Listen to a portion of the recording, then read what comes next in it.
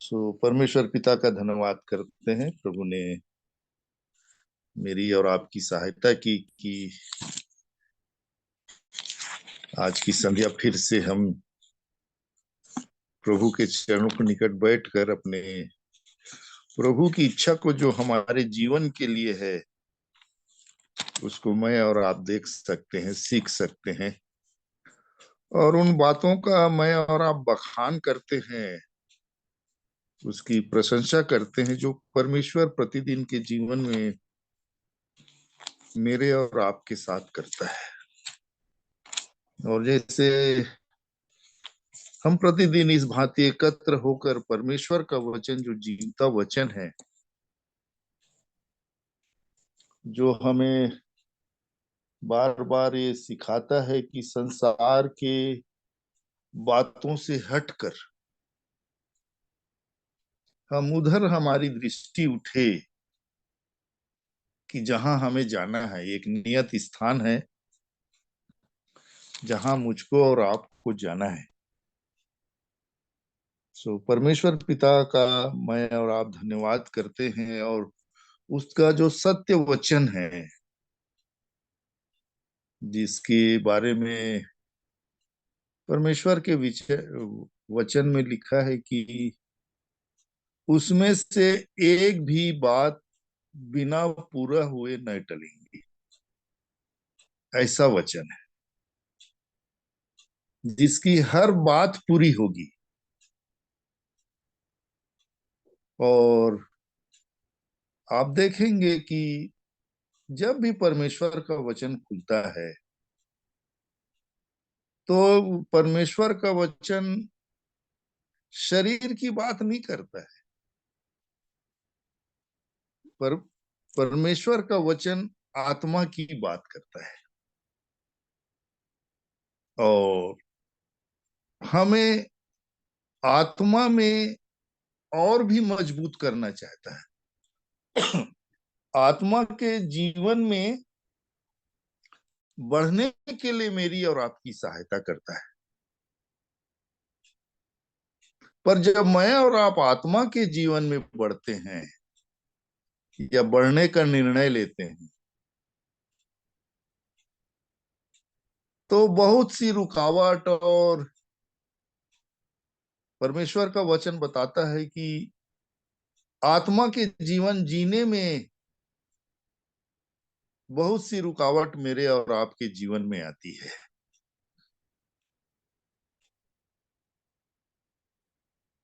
मैं और आप देखेंगे कि जो जीवन मेरे और आपके पास है, ये जीवन शारीरिक है। बाइबल बताती है हम शरीर में पैदा हुए हैं, शरीर में बढ़ रहे हैं, शारीरिक ज्ञान और इस संसार का ज्ञान मेरे और आपके पास है। पर परमेश्वर ने उपाय किया मेरे आदरणीयों की हम उसको जाने जो आंख ने नहीं देखा, कान ने नहीं सुना, और जो बातें मनुष्य के चित्त में नहीं चढ़ी, ऐसी ऐसी बातों को परमेश्वर ने अपने प्रेम रखने वालों के लिए तैयार किया है। ऐसा परमेश्वर का वचन मुझको और आपको सिखाता है। और हम जो जितने आज यहाँ इकट्ठे हैं, मैं विश्वास करता हूं हम उसी प्रेम के खातिर इकट्ठे हैं कि मैं और आप अपने परमेश्वर पिता से प्रेम करते हैं, और परमेश्वर पिता ने प्रेम करके मेरे और आपके लिए क्या क्या किया है उसको मैं और आप परमेश्वर के वचन से देखते सीखते हैं। और जैसे उस दिन बेटा बता रहा था कि एक भूतकाल का जीवन और एक वर्तमान काल का जीवन और एक भविष्य के जीवन, तीन कालों में है।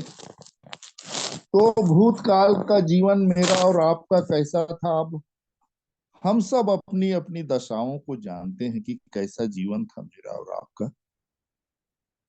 और परमेश्वर पिता का धन्यवाद हो कि परमेश्वर का वचन मुझको और आपको बताता है, रोमियो उसका 5 अध्याय,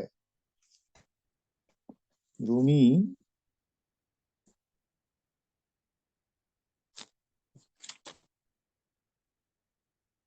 उसका 5 अध्याय,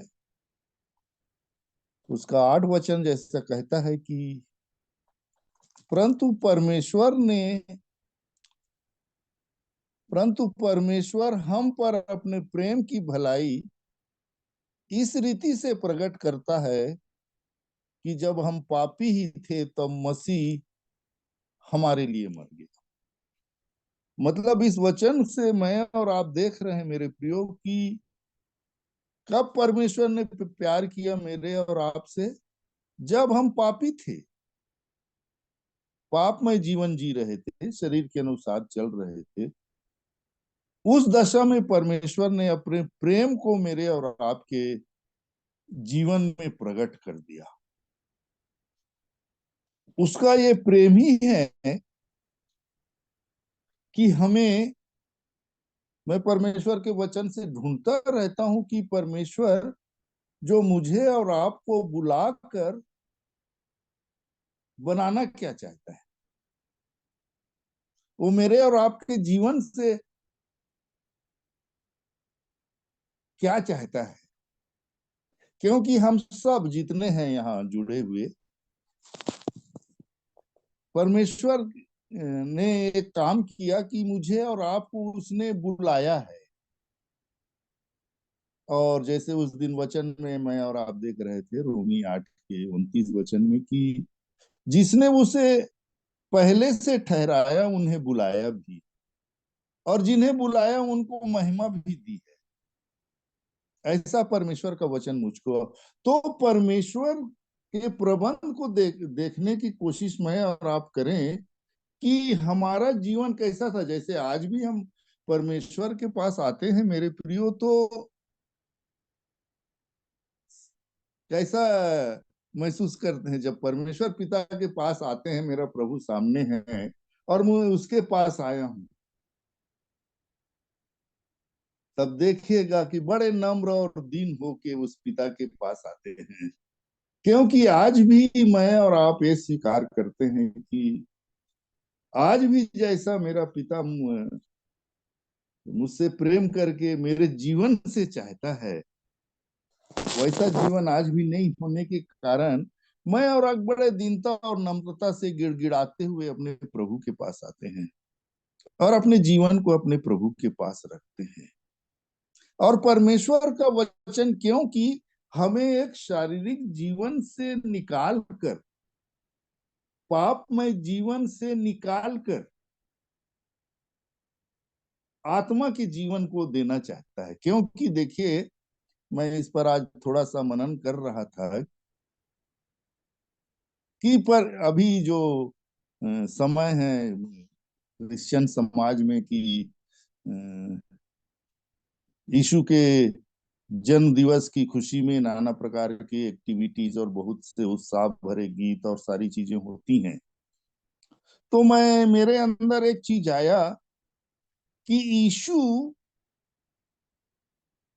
जो स्वर्ग से आए, और वचन ऐसा कहता है कि वो पवित्र आत्मा के द्वारा घर में आए। मतलब स्वर्ग से क्या उतर रहा था, इसको मैं ऐसा ध्यान देना शुरू किया, तो स्वर्ग से उतरा क्या? यीशु के रूप में यीशु शरीर में आया, तो पवित्र आत्मा के द्वारा आया, तो पवित्र आत्मा उतर रहा है। और वचन से मैं और आप जब पढ़ते हैं तो लिखा है, ये जितनी बातें हैं, जो बातें मैंने तुमसे कही, वो आत्मा और जीवन है। और जब उन बातों को, उन वचनों को मैं और आप ग्रहण करते हैं, तो आत्मा के जीवन को ग्रहण करते हैं। आत्मा का जीवन हमारे अंदर होता है। और जब वो वचन हमारे यहाँ अंकुरित होने लगता है, बढ़ने लगता है, तो आत्मा के जीवन में दिन प्रतिदिन हम बढ़ते जाते हैं। जैसे इसको बार बार खुलता है ये वचन, आप लोग बहुत अच्छी तरह जानते हैं और इसको समझते भी हैं। मैं जहाँ तक सोचता हूँ कि आप सब समझते हैं गलाती 5 अध्याय को। क्यों यहाँ पर बार बार वो मुझको और आपको सिखाता है? उसका 16 वचन से कहता है, पर मैं कहता हूँ आत्मा के अनुसार चलो तो तुम शरीर की लालसा किसी रीति से पूरी न करोगे। आत्मा के अनुसार चलेंगे तो वह बाइबिल बता रही है शरीर की लालसा किसी रीति से पूरी ना करोगे। ऐसा परमेश्वर का वचन मुझको और आपको सिखा रहा है। और आगे बताता है क्योंकि शरीर आत्मा के विरोध में और आत्मा शरीर के विरोध में लालसा करता है और एक दूसरे के विरोधी हैं, इसलिए कि जो कुछ तुम करना चाहते वो ना कर पाओ। देखिए, ये जो शरीर है आत्मा के जीवन में बढ़ने के लिए कैसे रुकावट बन रहा है। लिख रहा है कि आत्मा आपको उभार रहा है कुछ काम करने के लिए, कुछ करने के लिए। जैसे आपके अंदर एक आत्मा ने उभारा, चल मेरी बेटी, चल मेरे बेटे, प्रार्थना करते हैं। तो देखना शरीर कैसे काम करता है। नाना प्रकार की चिंताएं आ जाएंगी या कुछ काम दिखने लग जाएगा। प्रैक्टिकल लाइफ में मैंने इसको देखने की कोशिश की मेरे प्रियो। तो जो आत्मा मुझको कह रहा है उस काम को मैं कर नहीं पाता, वो रुकावट डालती है मेरे और आपके जीवन में। पर जैसे जैसे मैं और आप आज्ञाकारिता में आगे बढ़ेंगे, आज्ञाकारिता का जीवन जिएंगे, परमेश्वर का वचन जैसा कहता है उसके अनुसार आपने निर्णय लिया अपने मन में, किसी को नहीं मालूम है, आपने निर्णय लिया कि ये परमेश्वर का वचन जो है ये मेरे लिए है और इसके अनुसार मैं जीवन जीने की कोशिश करूंगा। ये निर्णय आपने लिया तो किसने सुना? एक तो आप जानते हैं उसको, और परमेश्वर पिता जानता है। क्योंकि यीशु के लोहू के द्वारा मैं और आप उसके परिवार के हो गए, तो परमेश्वर पिता जानता है कि मेरे बच्चे की इच्छा क्या है, वो कैसा जीना चाहता है, इसको परमेश्वर पिता जानता है। फिर उसी के अनुसार जैसे मैंने और आपने शुरू में पुकारा, प्रभु जी मैं पापी हूं, मुझ पापी पर दया कर, उस लोहू से मुझे धोकर शुद्ध और साफ कर दे। मैंने और आपने विश्वास किया और प्रभु के सामने बोला, अपने दरवाजे को, एक कमरे को खोला जहां पापमय जीवन है। तो जब मैंने और आपने अपने उस दरवाजे को खोला, तो यीशु का लोहू और परमेश्वर का वचन, ये दोनों मेरे और आपके जीवन में काम करना शुरू किया। जब भी मैंने पुकारा, प्रभु जी मुझ पापी पर दया कर, तो ये काम करना शुरू कर देते हैं। यीशु को, लोहू को जब आपने अपने अंगीकार किया, मांगा, और परमेश्वर का वचन ने आपको तोड़ा, तो परमेश्वर का वचन और यीशु का लोहू वो काम करना शुरू कर दिया मेरे और आपके जीवन में। कि कौन प्रवेश कौन प्रवेश करे? परमेश्वर का आत्मा, क्योंकि वो पवित्र आत्मा है। जब यीशु के लोहू से और परमेश्वर जल जल कहता है इसको, उससे जब धुलाई होती है मेरे अंदर की बाहर को तो हम तो नहा के बाहर के पानी से, साबुन से या जो भी लगा के वो कर लेते, पर अंदर की धुलाई कैसे करेंगे मैं और आप? क्योंकि ये तो हृदय की बात है। तो जब ये दो चीज काम करना शुरू करता है मेरे और आपके जीवन में, तो पवित्र आत्मा का काम शुरू होता है। तो पवित्र आत्मा को जगह हमने क्या कहां पर दिया? सिर्फ अपने पहले कमरे में दिया, एक कोने में दिया उसको। और चाहते हैं पवित्र आत्मा की भरपूरी हो जाए हमारे पास, हम पवित्र आत्मा से परिपूर्ण हो जाए, पवित्र आत्मा से भर जाए, तो हमारे हृदय के हर कोने को साफ करना पड़ेगा। ये 1 मिनट थोड़ा सा वो करूंगा मैं, वो दूध वाला आ गया है। सॉरी थोड़ा सा।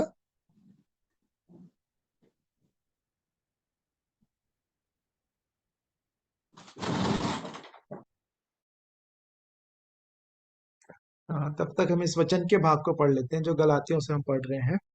गलातियों 5वां अध्याय 16 वचन से आगे। गलातियों 5:16 से आगे मैं पढ़ रहा हूँ।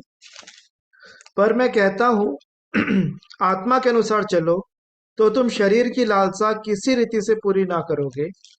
क्योंकि शरीर आत्मा के विरोध में और आत्मा शरीर के विरोध में लालसा करता है, और ये एक दूसरे के विरोधी हैं। इसलिए कि जो तुम करना चाहते हो वह न करने पाओ। और यदि तुम आत्मा के चलाए चलते हो तो व्यवस्था के अधीन ना रहे।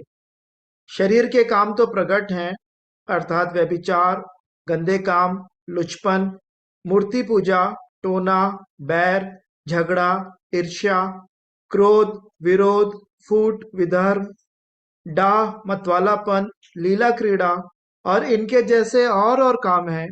इनके विषय में मैं तुमसे पहले से कह देता हूँ, जैसा पहले कह भी चुका हूँ, कि ऐसे ऐसे काम करने वाले परमेश्वर के राज्य के वारिस ना होंगे।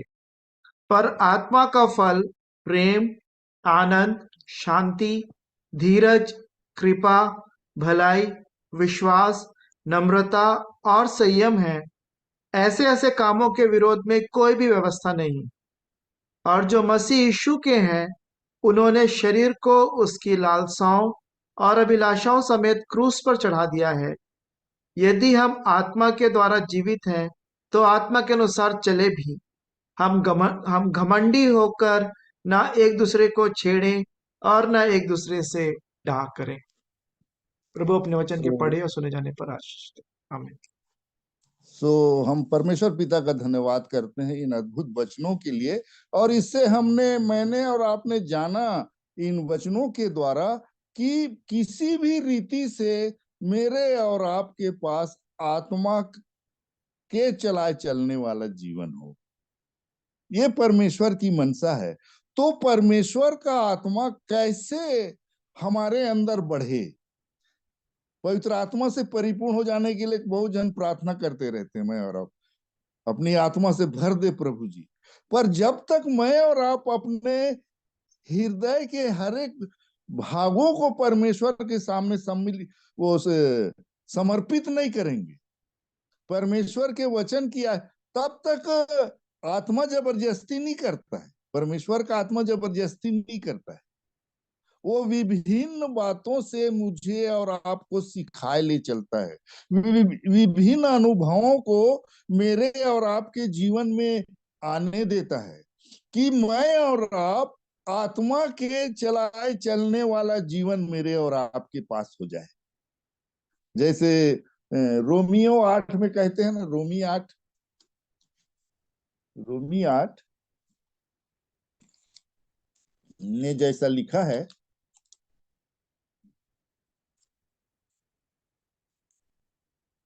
उसका 11 पद से पढ़ेंगे तो। यदि उसी का आत्मा जिसने यीशु को मरे हुओं में से जिलाया तुम में बसा हुआ है, तो जिसने मसीह को मरे हुओं में से जिलाया वह तुम्हारी नश्वर देहों को भी अपने आत्मा के द्वारा जो तुम में बसा हुआ है जिलाएगा। देखिए कैसे अद्भुत वचन है मेरे प्रियो, कि जिस आत्मा ने यीशु को मरे हुओं में से जिलाया, वही आत्मा यदि मेरे अंदर है तो हमें भी जिलाएगा। उसके बाद 12 पद कैसे शुरू करता है? इसलिए हे भाइयों, हम शरीर के कर्जदार नहीं कि शरीर के अनुसार दिन काटें। हाँ। क्योंकि यदि तुम शरीर के अनुसार दिन काटोगे तो मरोगे। हाँ, यदि आगे आत्मा से देह की क्रियाओं को मारोगे तो जीवित रहोगे। 14 भी पढ़ दे। इसलिए कि जितने लोग परमेश्वर के आत्मा के चलाए चलते हैं वे ही परमेश्वर के पुत्र हैं। देख लीजिए, परमेश्वर का वचन बताता है कि जितने लोग परमेश्वर के आत्मा के चलाए चलते हैं, वे ही परमेश्वर के पुत्र हैं, कहता है। और देखिए ऊपर में लिखता है, इसलिए हे भाइयों, हम शरीर के कर्जदार नहीं हैं कि शरीर के अनुसार दिन काटें, क्योंकि शरीर के अनुसार दिन काटोगे तो मरोगे, ये भी समझा दे रहा है। यदि मैं और आप सिर्फ शरीर ही के अनुसार जीवन जिए, आज का दिन मिला मुझे और आपको, सुबह से लेकर शाम तक, किसके लिए सोचे, किसके लिए जिए, किसके लिए दौड़ धूप किए। नौकरी वगैरह ये जो है वो तो हमारी जीविका का है, उसमें तो हो, पर उसके बावजूद भी, चाहे आप नौकरी की जगह में थे, चाहे कहीं भी थे, आत्मा तो आपके पास था। वो आत्मा जो वचन आप पढ़ के गए या जो कुछ आपने सीखा, वो कुछ बातचीत कर रहा था आपसे, वो आपको कुछ सिखा रहा था। क्योंकि यदि, इसलिए है भाइयों, हम शरीर के कर्जदार नहीं कि शरीर के अनुसार दिन काटें, क्योंकि यदि तुम शरीर के अनुसार दिन काटोगे तो मरोगे, बता रहा है मेरे प्रियो। कोई नानुकुर का सवाल ही नहीं है।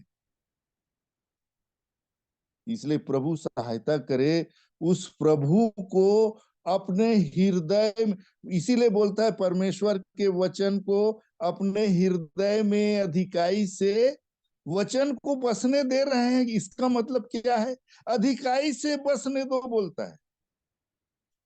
जितना ज्यादा हो सके, जितना अधिक हो सके, उतना परमेश्वर के वचन जब मेरे और आपके हृदय में बसने लगेगा, तब आप और मैं देखेंगे, एक प्रैक्टिकल अनुभव करेंगे कि परमेश्वर का आत्मा मुझे नम्र और दीन और परमेश्वर की तरफ हमेशा आंख लगाने के लिए प्रेरित करता है, क्योंकि वो परमेश्वर का आत्मा है मेरे प्रियो। और वचन कहता है कहां तक पहुंचाना है? जितने लोग परमेश्वर के आत्मा के चलाए चलते हैं, वे ही, लिखा है मेरे प्रियो, मैं इस शब्द से बड़ा वो होता हूं, वे ही परमेश्वर के पुत्र हैं। पुत्रत्व तक ले जाना चाहता है। अपन लोग बीते दिनों देखे कि कैसे चेला बनो, दास बनो, है ना, मित्र बनो, बेटा बनो, भाई भाई बनो, बेटा बनो, ये प्रोसेस है। इस प्रोसेस में हम रहेंगे तो परमेश्वर का आत्मा दिन ब दिन हमें, इसी को वहां पर समझाता है ना, गलाती में 4 में कैसे समझाता है, देखिए तो, गलाती 4 का 1 से पढ़िए तो कैसे समझा रहा है। गलाती 4 उसका 1 वचन से। मैं यह कहता हूँ कि वारिस जब तक बालक है, यद्यपि सब वस्तुओं का स्वामी है, तो भी उसमें और दास में कोई भेद नहीं। देख परंतु लीजिए, यदि आत्मा के जीवन में हम बालक ही रहे, तो लिख रहा है यद्यपि वो वारिस तो है, सब वस्तुओं का स्वामी तो है, तो भी उसमें और दास में कुछ भेद नहीं, ऐसा कह करके समझा रहा है। परंतु पिता के ठहराए हुए समय तक संरक्षणों और प्रबंधकों के वश में रहता है। अब हम, मतलब देख लीजिए, हम जो गठे हुए हैं और परमेश्वर का वचन कैसे हमको घेर के रख रहा है, इस प्रबंध के, इस वचन के अंदर में मैं और आप पाए जाएं। वैसे ही हम भी जब बालक थे तो संसार की आदि शिक्षा के वश में होकर दास बने हुए थे। जिस जिस जहां जहां थे, वहां वहां का रीति विधि को पालन करके अपन वो उसी को सब कुछ समझ रहे थे। परंतु चौथा पद कहता है, परंतु जब समय पूरा हुआ, जब प्रभु ने ठहराया था कि मैं अपने बेटे को मेरे जीवन में प्रकट करे, तो कैसा लिखता है, परंतु जब समय पूरा हुआ तो परमेश्वर ने अपने पुत्र को कहां भेजा? मेरे जीवन में, मेरे हृदय के अंदर भेजा कि उत्पन्नता की व्यवस्था की अधीनों को मोल लेकर छुड़ा ले और हमको लेपालक होने का पद मिले। अब हम लेपालक बेटे और बेटियां, जब आत्मा का जीवन हमारे अंदर प्रवेश किया तो मैं और आप उसके लेपालक पुत्र हुए। और तुम जो पुत्र हो, इसलिए परमेश्वर ने अपने पुत्र की आत्मा को, जो हे पिता हे अब्बा कहकर पुकारता है, हमारे हृदय में भेजा है। इसलिए तू अब दास नहीं परंतु पुत्र है, और जब पुत्र हुआ तो परमेश्वर के द्वारा वारिस भी हुआ, बोलता है प्रभु मेरी। मैं इन्हीं वचनों को थोड़ा अपने जीवन के लिए सीखने की कोशिश कर रहा था। बेटी ने अचानक मेरा नाम ले दिया पापा रखेंगे करके, तो मैं आज इन्हीं विषयों पर थोड़ा मनन कर रहा था। उसको मैंने बहुत थोड़े शब्दों में आप लोगों के सम्मुख रखा, क्योंकि आप सब मनन करने वाले, क्योंकि एक वचन जो मुझे याद आ रहा है, पहला कुरिन्थी 11 उसका 31 वचन देखेंगे तो,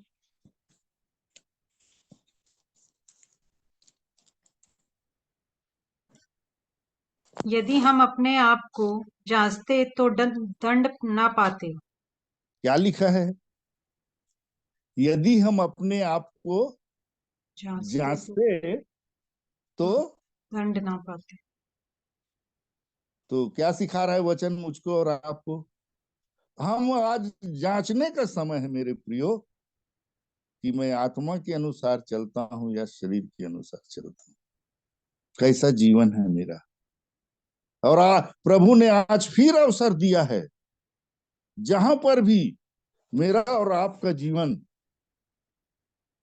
परमेश्वर की योग्य नहीं है रखने का, इसलिए वचन के उसी प्रकार वो किसमें 13 का 5 में है क्या? इब्रानी 13:5, इब्रानियों की पत्री 13 उसका 5 वचन।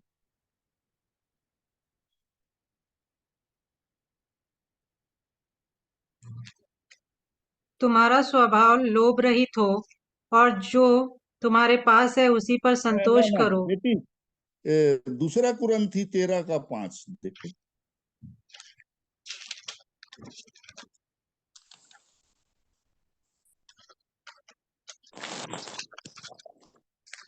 अपने आप को परखो कि विश्वास में हो कि नहीं। अपने आप को जांचो, क्या तुम अपने विषय में यह नहीं जानते कि यीशु मसीह तुम में है? नहीं तो तुम जांच में निकम्मे निकले हो।